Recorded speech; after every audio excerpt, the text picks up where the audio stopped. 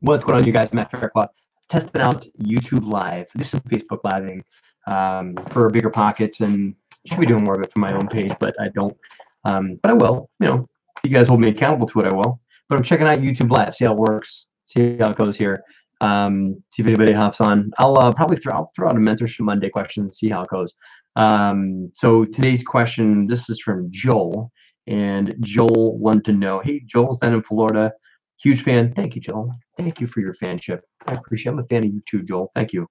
Joel's house hacking. He bought himself a primary home in Florida, and his broker's telling him that he wants to buy another property. Joel's funny. He's like, I want to buy another investment property, but my broker's telling me I got to lay 20% down, which I don't have, in parentheses. His broker's telling him to make the first property he already owns an investment property, and then make the next one that he's going to buy his own primary residence. But he doesn't say he's going to move it. He doesn't say he's going to move in there. It just says make that his new primary. I'm not clear, Joel, if you're going to move into this new property or not. So you're probably not watching, but we'll put that out there. So if you're going to move in the property, then that's okay to make it your primary residence. But live Mentorship Monday.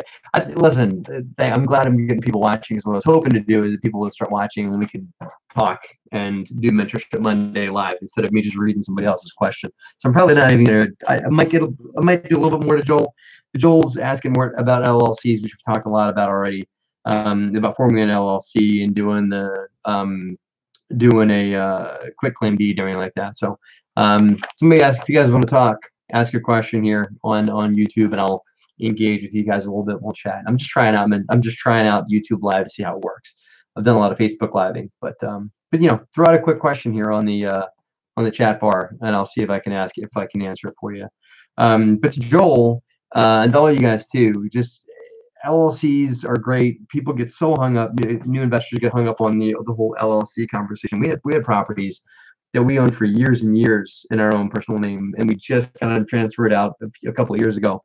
Just the LLC thing it shouldn't be as primary a point in people's conversation on investing than it is. It's just one of those things that it's important to do, but it's not a showstopper to do it one way or the other. So, Sherman, have you ever used a self-directed IRA? Pros and cons. So I have an IRA. I used to work I was a sales rep for Ingersoll Rand for years and years. And when I worked for them, I had a 401k. So I quit, started my real estate investing business, and I rolled that into an IRA, right? So I have my own IRA that I invest in real estate, not my own real estate projects. I don't take my IRA and put it in my projects. I invest in other people's stuff. And then I also do a lot of work with other people's self-directed IRAs, which we can talk a lot about if you guys want. I mean, self-directed IRAs are so prevalent. I mean, we've raised a lot of money for real estate deals over the years, and like not almost all of it, a lot, at least 50% of it comes from self-directed IRAs. So, if you want to talk more about IRAs, let me know. Shervin Fleming. That's not that Matt Faircloth's not a cool name, but you guys have the coolest names. So I'm curious what you guys think of this YouTube Live too, because I know Facebook Live people. Oh, you're welcome. For Facebook Live, people tend to get alerts in their Facebook feed. I'm curious how you guys got an alert that this was going on. If YouTube just emailed you to alert you, or if you just happened to be surfing YouTube at the time and it popped up in your feed or something like that. Because I've never seen a alert that somebody else is going live on YouTube. So I'm curious. Oh, Simon. So I have a deal with 10 property. Here we go. Now we got a fish on. Here we go. Simon, I got a property with a deal with 10 properties in Texas for $170K. That's awesome. 17 grand a door. I mean, I guess it's awesome. Maybe they could be like just absolute shells, but maybe it's a good deal. With rent potential of $600, $800 each. However, it's in a town with only 3,000 people. However, the big city with over 10,000 people, 15 minutes away.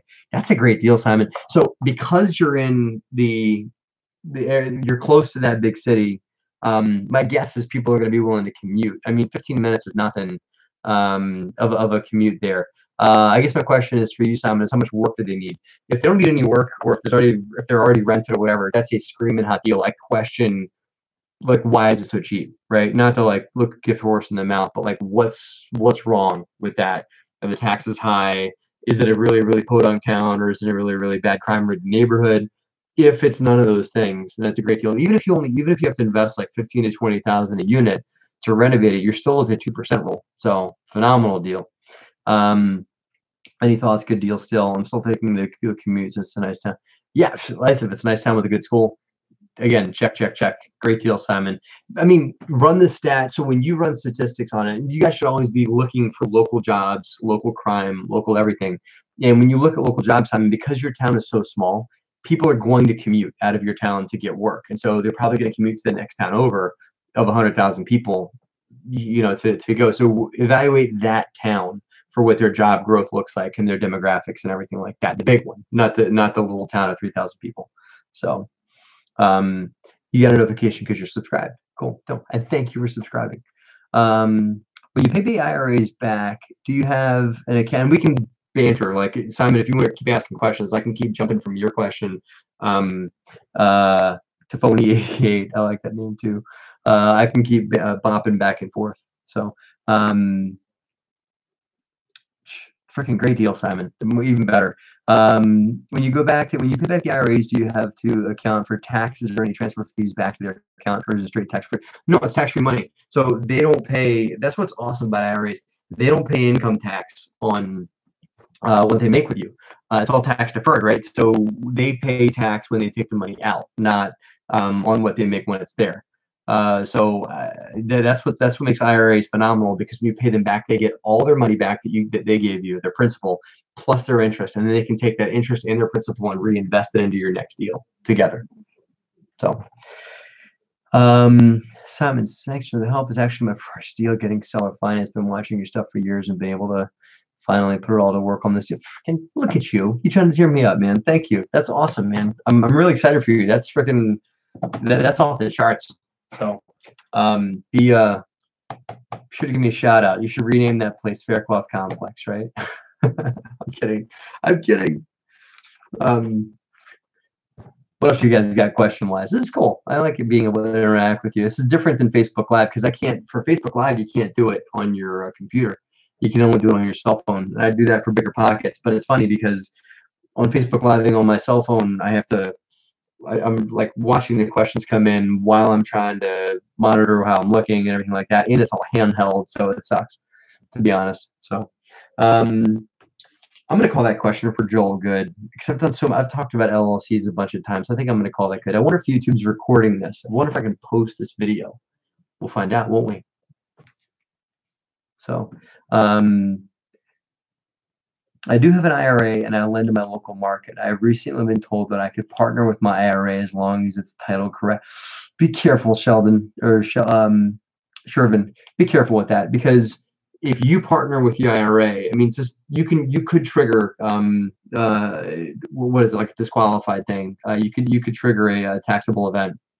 Like here's one thing you can do. Okay, and I don't tell anybody I told you to do this, but you can find somebody else that has an IRA that's similar to the amount that you have in yours. So let's just say, for conversation's sake, you have like 50 grand in your IRA. Okay, your IRA can loan them money, and then they can loan you money out of their IRA, and the two are mutually exclusive, meaning the loan docs you have in place and all that don't relate to each other, they don't reference each other, but you're kind of doing like an IRA swap. Okay, but you can't.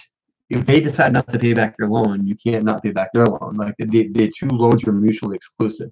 I'd much rather see you do that than I would see you find a way to hornswoggle or title it and put your money into a deal that you're into. I don't know. It's my 2 cents. From what I understand, IRA money is tax-free for 600 days, and then another 600 days. That's if you borrow again. That's if you take your IRA and borrow against it to put into a deal. But you're better off putting it in a self-directed IRA account and lending the money out of the IRA account into somebody else's project. You can take out a loan against your own 401k too. I don't know. I'm not the biggest fan of that. I think that you're better off reaching into your network and finding somebody that's got the IRA and then enrolling them to invest with you.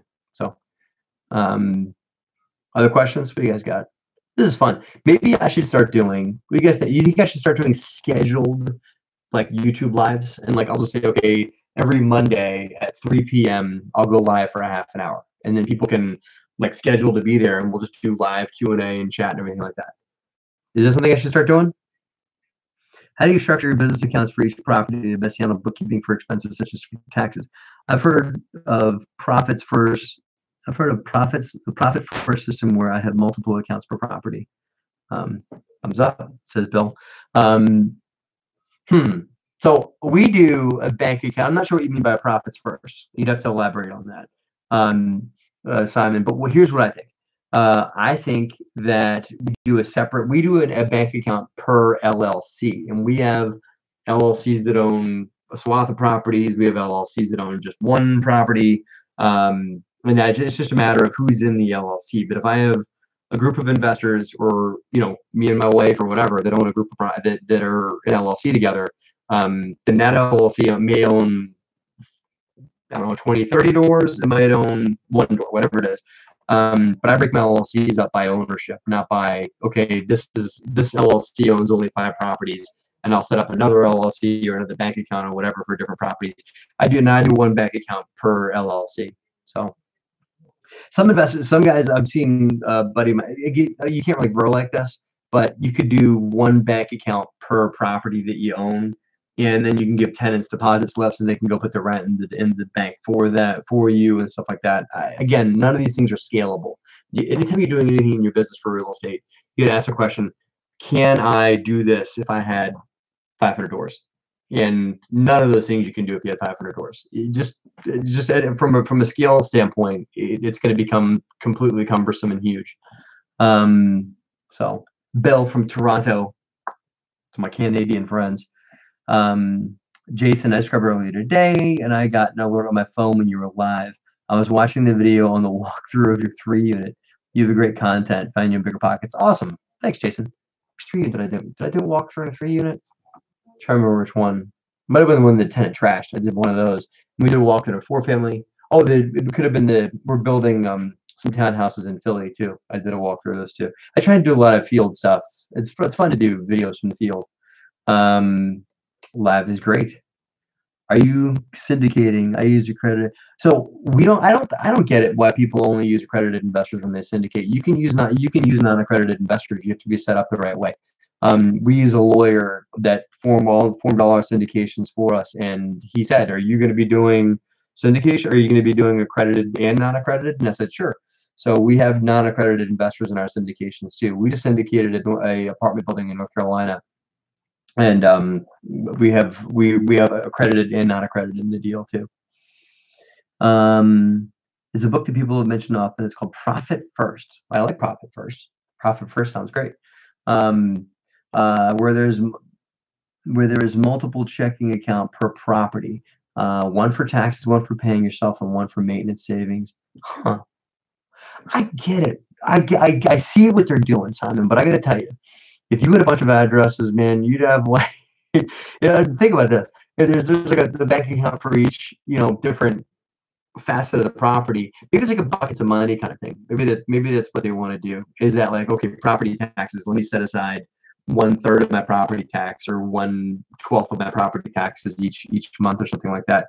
I mean, we do a checking account and a savings account, and then each month we throw some money in savings to set aside money for capital expenditures and for bigger maintenance expenses and stuff like that. So maybe that's what maybe that's what they're referring to. That's what you could do. You could do the same thing with the savings account though. It just toss money aside. And if you get yourself a reasonable, like a pretty good accounting system, even QuickBooks will do this for you. You can start setting aside money specifically for specific escrows and specific expenses that'll come up in the future. So awesome. This is fun. We got a bunch of people watching too. Did I get everybody's questions? I got people asking questions. Cool. Anybody else got anything else they want to talk about? I should probably end this. I was really just clicking around and seeing. I was actually going to name this thing testing 1 2 3, but I'm glad I didn't. Wanted to see if you guys asked any questions, if real people came on to watch. So, Captain America here. Anybody else? No. I guess if this lets me put it on the YouTube page, that'd be even better. Do a weekly live Q&A. Sure, why not? I could. I don't know how. I guess I could. I don't know how I broadcast that. I could probably put that at the end of the Mentorship Monday videos. I could just say, "Hey, don't forget to join me for live Q&A every Monday at blah blah blah, blah time." So, that's a good idea. Oh, Steve, is New Jersey and New York a hard area to find? I mean, we're in New Jersey. The thing about New Jersey is New Jersey. I could scare the pants off you with some horror stories, Simon. But yeah, maybe I will. I'll tell you guys a quick story. So yes, it's yes and no, Steve. New York is very hard to find deals. New Jersey is not as hard because New Jersey is so municipal specific. New Jersey, I think it's like 581 municipalities New York has, or New Jersey has. So each little municipality is its own little microcosm. So there are really, really high value towns that are close to New York. But then right around New York too, you can also look at Newark, and Newark is a pretty much a DC class area. But then there's also some higher end parts of New York too, where you could get some really really good 2% kind of rural stuff. So I think it all depends on the municipality and your comfort level with working in lower end areas. So I think New Jersey, yes. New York, I've heard not so much, but New York, if you go upstate, then I've heard there's good deals out there too. We do not invest in upstate New York, but we're all over New Jersey. Crazy real estate things. Had a guy here found a secret passageway in one of their homes. LOL. I mean, I got so many whacked out stories. I'll tell you. This is a funny one. I was having a beer with a friend of mine a couple of weeks ago, and he's a landlord too. So he had a tenant, local tenant here in Trenton, New Jersey. So he evicts her. She's not paying her rent. Goes through court. I think she was like Section 8. She owed like a portion of her rent was owed by her. A certain portion was owed by Section 8, and he ends up getting her out. And so he goes over there to change the locks. Like the day after, the constable comes out and does the lockout and everything. So it's long story, but when you evict a tenant, you evict, then you go for a warrant for removal. Once you get the warrant for removal, you can go for the sheriff to come out and lock them out. So sheriff does all that. She leaves. Next day, he goes back to start to clean out and everything like that. He gets there. She had climbed through the back window of the property, broke in. She's out front barbecuing when he pulls up. Like she's got the grill going.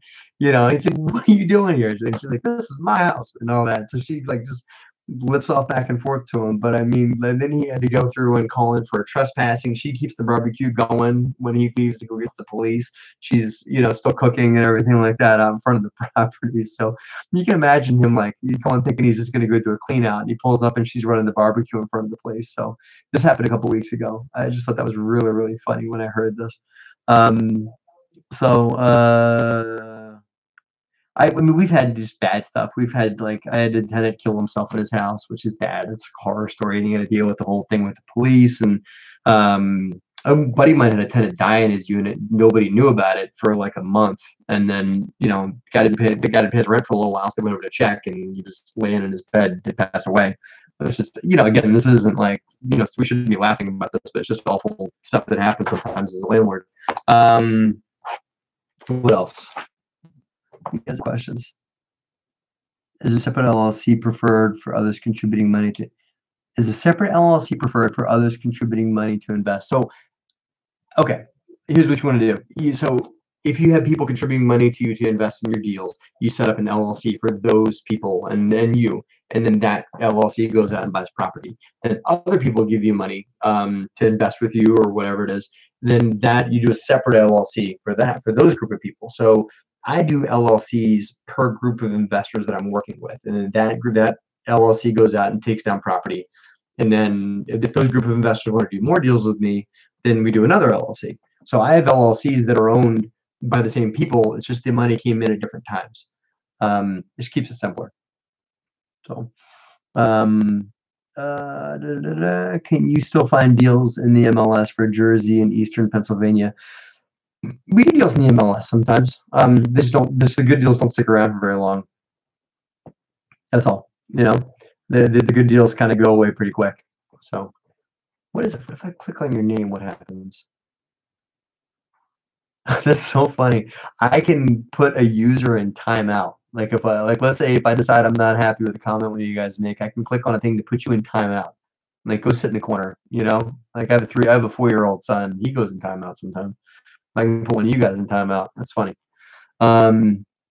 Listen, we've been on for 20 minutes. I'm gonna wrap it up. I think what I'm gonna do is I'm going to talk to my video guy about maybe broadcasting. We're doing YouTube live at a scheduled time. I think I'm meeting with him next week, and we'll talk about doing a scheduled YouTube live right here at my desk with me and Captain America and all my little guys up there and everything like that. So, awesome. I guess just to say have a great and profitable week. Say that all the time. I say that all the time with regular YouTube stuff. So, yeah, I'm sitting here in Trenton right now.